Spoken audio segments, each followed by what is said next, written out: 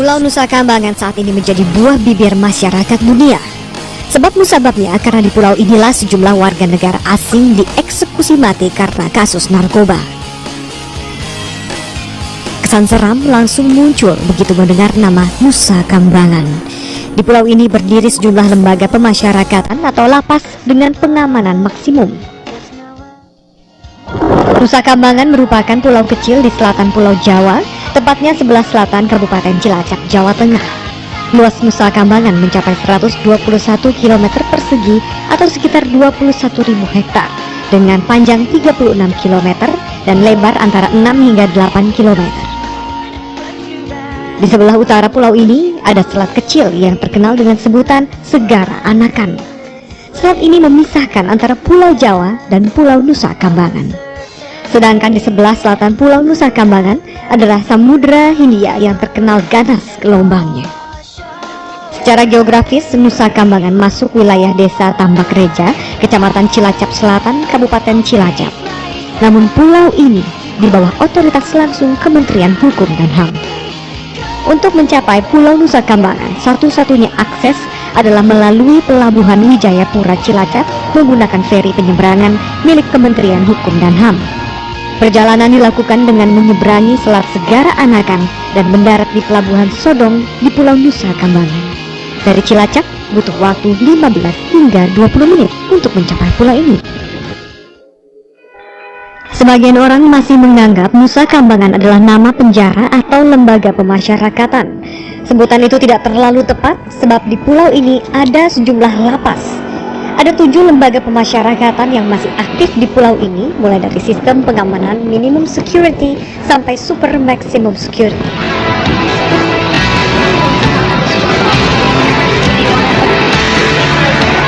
Lapas terbuka. Di lapas ini tidak ada jeruji besi seperti namanya lapas terbuka. Lapas ini berstatus minimum security. Kebanyakan dari napi hanya tinggal menjalani hukuman 1 hingga 3 bulan penjara lagi. Lapas Batu. Lapas ini mulai operasional sejak zaman pendudukan Belanda, dibangun pada tahun 1925.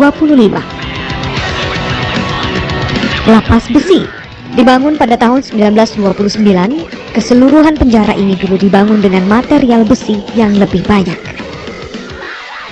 Lapas Khusus Narkotika. Lapas ini yang paling baru di Nusa Kambangan, diresmikan beroperasi pada tanggal 28 Maret 2008. Lapas Kembang Kuning, penjara yang dibangun pada tahun 1950. Lapas ini dikabarkan yang paling seram dibandingkan lapas lainnya di Nusa Kambangan. Para napi dikabarkan paling takut untuk ditaruh di sini. Lapas Permisan, inilah lapas tertua yang ada di Nusa Kambangan, dibangun pada tahun 1908.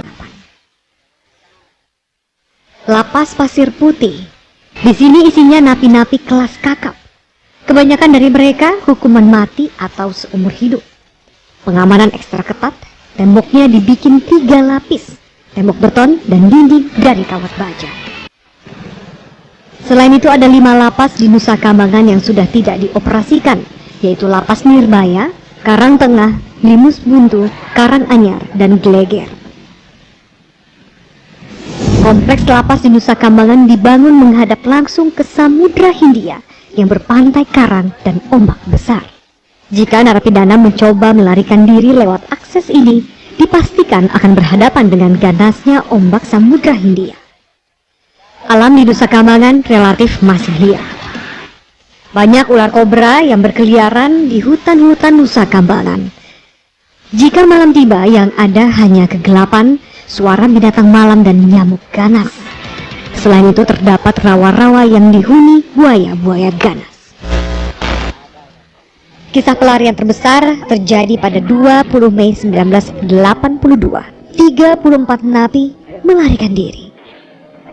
Namun pada 22 Juni 1982, pencarian dihentikan karena semua napi berhasil ditangkap.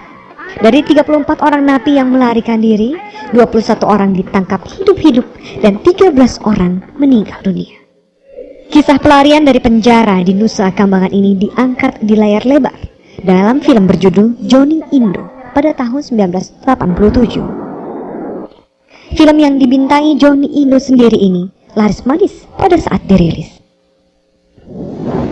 Pulau Nusa Kambangan mulai dikenal sebagai pulau penjara sejak masa pendudukan Belanda. Pemerintah Hindia Belanda resmi menetapkannya sebagai pulau penjara pada tahun 1912 sekaligus tertutup untuk umum.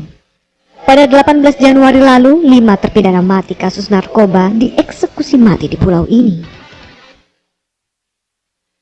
Sebelumnya, pada 8 November 2008, 3 terpidana kasus bom Bali 2002, Amrozi, Imam Samudra, dan Muklas dieksekusi mati di lembah Nirbaya di pulau ini. Setelah lebih dari 75 tahun, Pulau Nusa Kambangan merupakan daerah tertutup. Akhirnya, Menteri Kehakiman pada 24 April 1995 mengeluarkan izin pemanfaatan Nusa Kambangan sebagai daerah wisata. Sebagian besar wisatawan datang ke pulau ini karena didorong oleh rasa penasaran dan keingintahuan mengenai segala aktivitas, terutama aktivitas yang berkaitan dengan pembinaan napi kelas B.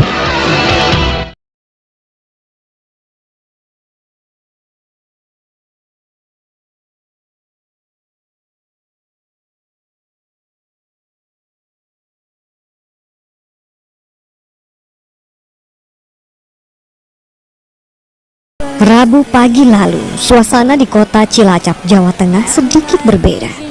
Iring-iringan kendaraan barakuda melaju dari Bandara Tunggul Wulung menuju Pelabuhan Wijayapura. Rupanya, kendaraan itu membawa 2 terpidana mati kasus narkoba, Andrew Chan dan Mioran Sukumaran. 2 warga Australia itu sebelumnya dibawa dari lapas Kerobokan Bali menggunakan jalur udara dengan menyewa pesawat Wings Air dengan pengawalan 2 pesawat Sukhoi dan 2 pesawat F-16. Sesampainya di Pelabuhan Wijayapura, 2 napi kakap ini langsung dibawa ke Nusa Kambangan. Terpidana mati lainnya, Rahim Akbaji Salami, juga dipindah dari lapas Kota Madiun ke Nusa Kambangan. Mereka adalah sebagian dari sejumlah terpidana mati yang akan segera dieksekusi di Nusa Kambangan. Sempat disebutkan ada 11 terpidana mati yang akan dieksekusi bersamaan pada eksekusi mati tahap 2 ini. Namun Kejaksaan Agung belum memastikan berapa jumlahnya. Serangkaian drama terjadi sebelum eksekusi mati tahap 2 ini. Pemindahan 2 anggota Bali 9, Andrew Chan dan Mioran Sukumaran dari lapas Kerobokan ke Nusa Kambangan misalnya. Namun, faktor tekanan Australia diduga menjadi latar belakang penundaan itu. Memang, tekanan Australia sangat kuat terhadap Indonesia. Australia mendesak agar Indonesia membatalkan hukuman mati itu. Bahkan Perdana Menteri Australia Tony Abbott sempat membuat pernyataan kontroversial dengan mengungkit bantuan Australia terhadap korban tsunami Aceh. A few years ago, when Indonesia was struck by the Indian Ocean tsunami, Australia sent $1 billion worth of assistance. We hope that you might reciprocate in this way at this time.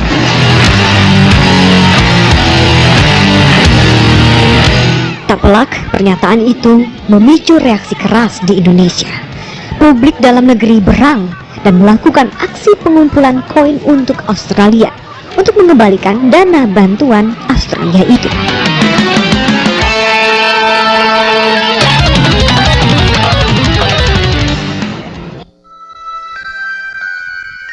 Sementara itu, publik Australia sendiri juga muncul desakan agar hukuman mati dibatalkan. Australia memang berupaya keras agar hukuman mati terhadap 2 warga negaranya dibatalkan. Yang terbaru, pemerintah negeri kanguru ini kemudian menawarkan pertukaran tahanan dengan warga negara Indonesia yang menjadi terpidana di Australia atas kasus penyelundupan narkoba. I didn't go into any specific detail, but I did note that there were Australian prisoners in Jakarta, and that there were in Bali, and that there were Indonesian prisoners in Australia, and that we should explore some opportunity, a prisoner swap, a transfer, whether that could be done under Indonesian law. I certainly indicated that we could enter into a memorandum of understanding. I mentioned the presidential decree and hoped that she would be prepared to pause the preparations for the execution of Mr. Sukumaran and Mr. Chan did you give while an we indication explored these opportunities. She said she would take it up with the President, and I've not heard back from her, but I will contact her again.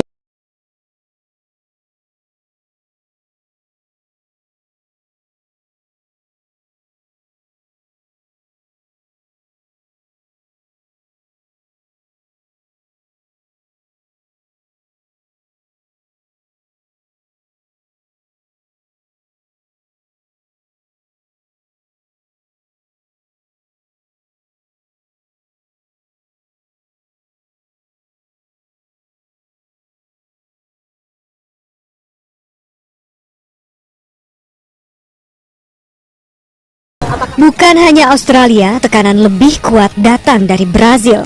Sebagaimana diketahui, warga Brazil Rodrigo Goularte masuk dalam daftar nama terpidana yang akan dieksekusi. Sebelumnya, pada eksekusi mati tahap pertama, satu warga Brazil, Marco Archer Cardoso Moreira, dieksekusi mati. Ini yang membuat Brazil marah dan kecewa. Presiden Dilma Rousseff menarik duta besarnya dari Jakarta. Selain itu, Brazil juga menolak penempatan duta besar Indonesia. Merespon itu, pemerintah Indonesia pun menarik dubesnya. Presiden Jokowi menyatakan ini merupakan hal yang sangat prinsip.